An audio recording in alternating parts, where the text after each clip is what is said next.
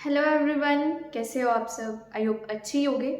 तो जैसे कि हमने टेंसेस का टॉपिक स्टार्ट कर लिया था, तो टेंसेस का मतलब होता है हिंदी में काल। काल मतलब समय। सो आपको पता ही लग गया होगा कि टेंसेस क्या बताते हैं हमें। किसी भी एक्शन के होने का या किसी भी इवेंट के होने का हमें टाइम बताते हैं कि वो एक्शन या इवेंट कब हुआ था। अब जो टेंसेस और टाइम होते हैं, इन दोनों में बहुत मेजर डिफरेंस होता है। जो टेंसेस है हमारे, वो एक ग्रामेटिकल कॉन्सेप्ट है, और जो टाइम है वो एक नॉन ग्रामेटिकल कॉन्सेप्ट है। जो टाइम है हम ओवरऑल सभी चीज़ों के लिए यूज़ करते हैं, बट जो टेंसेस हैं वो एज अ वर्ब की फॉर्म यूज़ होते हैं। अब टेंसेस मैंने बताया था 3 टाइप्स के होते हैं: प्रेजेंट, पास्ट, फ्यूचर।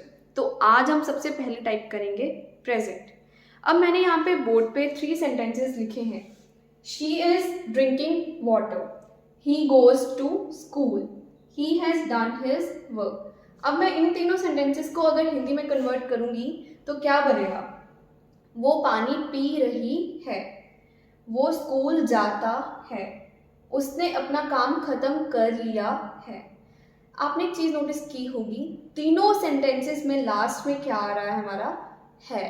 तो जो है हमारा, वो प्रेजेंट टेंस को आइडेंटिफाई करने में मदद करता है। मतलब है आ गया तो हमें पता चल गया कि यहाँ पे क्या है, present tense. So present tense का क्या मतलब हुआ कि अभी काम चल रहा है, काम हर रोज होता है, काम अब जस्ट अभी अभी खत्म हुआ है, या काम जो है वो पास्ट में शुरू हुआ था और प्रेजेंट तक चल रहा है।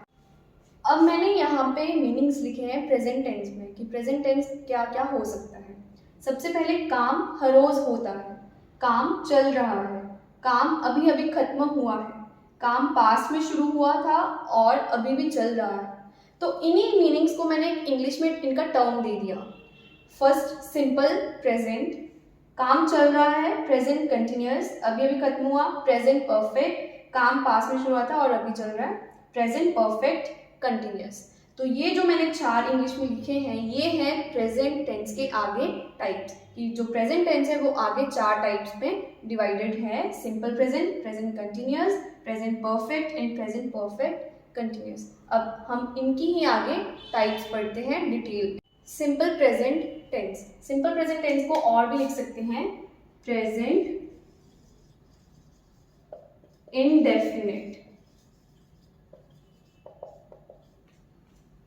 Present indefinite. तो अब इसकी पहले देखते हैं फॉर्मेशन कि इसमें बनता कैसे है सेंटेंस। सबसे पहले आ जाएगा हमारा सब्जेक्ट प्लस वर्ब की फर्स्ट फॉर्म प्लस एस और ईएस प्लस ऑब्जेक्ट। सो ये इसकी बेसिक फॉर्मेशन है सिंपल प्रेजेंट की। अब यहाँ पे जो एस और ईएस है ये हमेशा वर्ब की फर्स्ट फॉर्म के साथ होंगे, बट जरूरी नहीं है कि हर वर्ब के साथ एस और ईएस आएगा।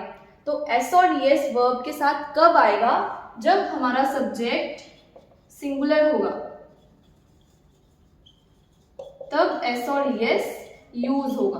बट अगर सब्जेक्ट प्लूरल है देन एस और ईएस हमारा नहीं यूज होंगे। For example, he goes to school. तो यहाँ पे ही हमारा सिंगुलर सब्जेक्ट है, तभी गो के साथ क्या आ गया? ईएस। अगर आता दे गो टू स्कूल, देन यहाँ पे दे क्या है? हमारा प्लूरल सब्जेक्ट, तो उसके साथ हमने सिर्फ वर्ब की फर्स्ट फॉर्म रखी, कोई एस और ईएस ऐड नहीं हुआ। तो हमें एक बात पता चली, सिंपल प्रेजेंट टेंस में हमेशा वर्ब की फर्स्ट फॉर्म यूज होगी प्लस सुटेबल सब्जेक्ट्स के साथ एस और ईएस यूज होगा। ये भी आपको पता चल गया कि किस सब्जेक्ट के साथ एस और ईएस होगा और किसके साथ नहीं। अब ये जो रूल था हमारा एक पॉजिटिव सेंटेंस के लिए हमने किया। अगर हमने कोई सेंटेंस ना में बनाना हो, मतलब नेगेटिव सेंटेंस बनाना हो सिंपल प्रेजेंट टेंस में, तब कैसे करेंगे? ये होगा सेम होगा, बस subject plus do does not plus verb first form plus object. So यहाँ पे क्या चीज ऐड हुई? एक तो डू और डज। तो ये जो डू है और डज है हमारे क्या है? Helping verb. इन दोनों के साथ क्या ऐड हो जाएगा? नॉट। ये तो आपको पता ही है कि नेगेटिव सेंटेंसेस में हमेशा क्या ऐड होता है? नॉट प्लस वर्ब की फर्स्ट फॉर्म प्लस ऑब्जेक्ट। अभी क्या डिडक्ट हुआ, क्या माइनस हुआ, एस और ई एस। तो यहाँ पे अगर चाहे सिंगुलर सब्जेक्ट हो चाहे प्लूरल सब्जेक्ट हो, एस और ई एस वर्ब की फर्स्ट फॉर्म के साथ कभी यूज नहीं होंगे। अगर आप करोगे तो आपका सेंटेंस गलत हो जाएगा। अब यहाँ पे डू भी है, डज भी है। एक ही सेंटेंस में दोनों हेल्पिंग वर्ब्स तो यूज नहीं हो सकती। तो कौन से सेंटेंस में डू यूज होगा, कौन से में डज? वही हो गया, एस और ई एस वाला ही फंडा है। अगर सब्जेक्ट सिंगुलर है तब हमारा क्या होगा, डज। और अगर प्लूरल है तब हमारा क्या होगा, डू। शी डज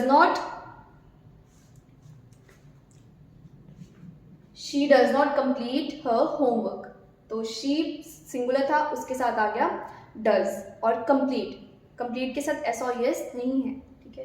तो नेगेटिव सेंटेंसेस में एस और यस डिडक्ट हो जाता है और क्या ऐड हो जाता है, डू या डज।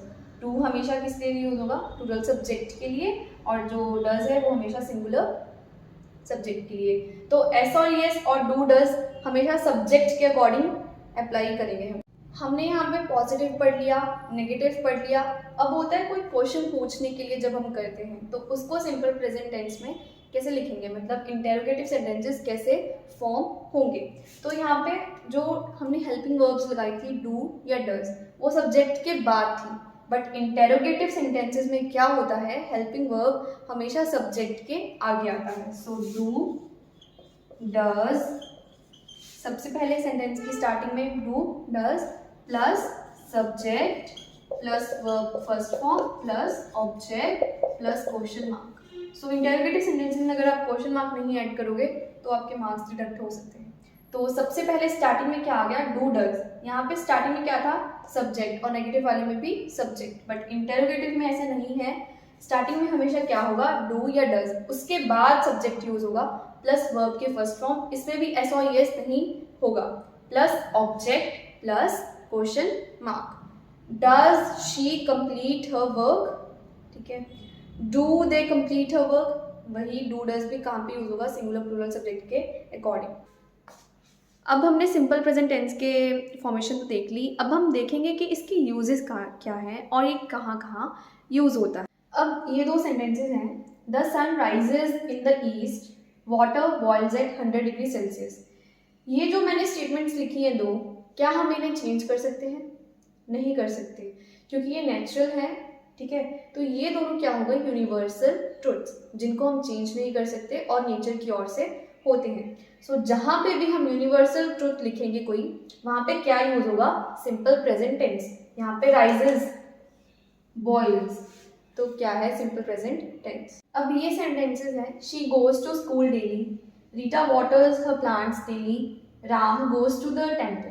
अब पहले दो सेंटेंसेस में डेली वर्ड आ गया, तो डेली का मतलब हर रोज, कोई रूटीन वर्क है हमारा, कोई हैबिट है, तो वहाँ पे भी क्या यूज होगा, सिंपल प्रेजेंट टेंस। अब थर्ड सेंटेंस में डेली नहीं है, बट फिर भी हमने एक्शन, रूटीन का एक्शन बता दिया या कोई हैबिट बता दी, तब भी क्या यूज होगा, सिंपल प्रेजेंट। सो ये ज़रूरी नहीं है कि डेली होगा, बट हाँ जब डेली आ जाए तो हमें पता चल जाता है कि वहाँ पे सिंपल प्रेजेंट टेंस ही होगा। अब हम सिंपल प्रेजेंट टेंस कर रहे हैं तो हमें लगता है कि हमेशा ही सिंपल प्रेजेंट टेंस प्रेजेंट को डिनोट करने के लिए यूज़ किया जाता है, मतलब जो समय चल रहा है अभी। बट ऐसा नहीं है, exceptions always do exist.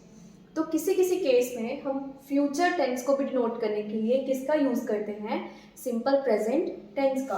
For example, Jerry leaves for the airport tomorrow. तो यहाँ पे लीव्स आ गया, ठीक है, मतलब सिंपल प्रेजेंट टेंस यूज़ किया गया है।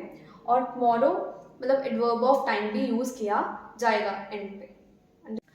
अब आपने एक चीज़ नोटिस की होगी कि न्यूज़पेपर्स में जो न्यूज़ हेडलाइंस होती हैं वो हमेशा प्रेजेंट, सिंपल प्रेजेंट टेंस में यूज़ की जाती हैं, चाहे कोई भी न्यूज़ पास्ट में हो फ्यूचर में हो, बट हमेशा किस में यूज़ किए जाती हैं, सिंपल प्रेजेंट में। तो ये सब यूजेस है हमारे सिंपल प्रेजेंट टेंस के। और इसी के साथ हमारी आज की वीडियो ख़त्म होती है।